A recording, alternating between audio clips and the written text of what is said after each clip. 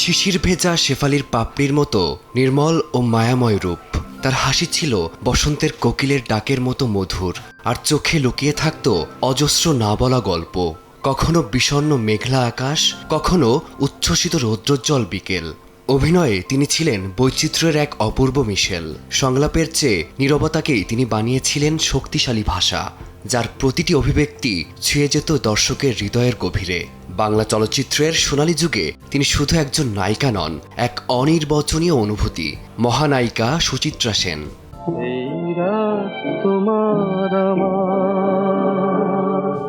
1931 সালের 6 এপ্রিল অবিভক্ত বাংলার পাবনা জেলায় করুণাময় ও ইন্দিরা দাশগুপ্তের ঘরে জন্মেছিলেন এক কন্যা। বাবা মা নাম রাখেন কৃষ্ণা, কিন্তু দাদা ভালোবেসে ডাকতেন রমা।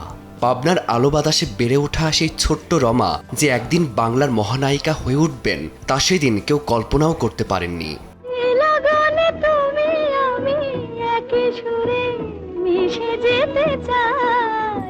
বাংলা সিনেমায় তার অভিষেক যতটা নাটকীয় ছিল, হিন্দি সিনেমার আঙিনায় ছিল ততটাই সাফল্যমণ্ডিত।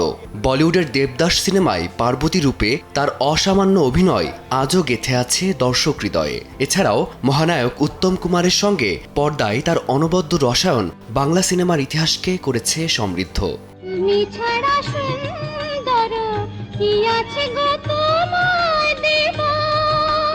মায়ের রাজকীয় পথ চলার সমান্তরালে পর্দার অনেক কালজয়ী সাজের নেপথ্যে ছিল কন্যা মুনমুন সেনের অবদান।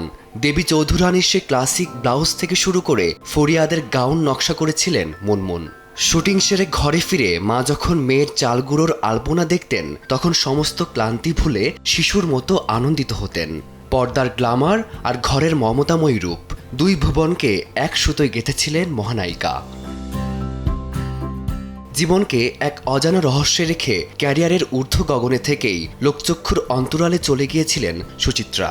নিজের সে সিদ্ধান্তে আমৃত্যু অনড় ছিলেন এই মহানায়িকা। এ কারণে দাদা সাহেব ফালকে পুরস্কার গ্রহণেও অস্বীকৃতি জানান তিনি।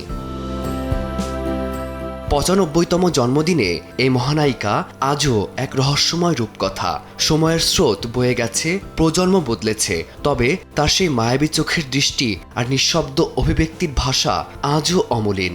পর্দার আলো নিভে গেলেও তার উপস্থিতি থেকে গেছে নরম আলোর মতো, মনের গোপন কোণে, স্মৃতির গভীরতায়। শেষ পর্যন্ত তিনি রয়ে গেছেন এক অপূর্ণ কবিতার মতো, যার প্রতিটি পংক্তি স্পর্শ করে কিন্তু সম্পূর্ণ ধরা দেয় না।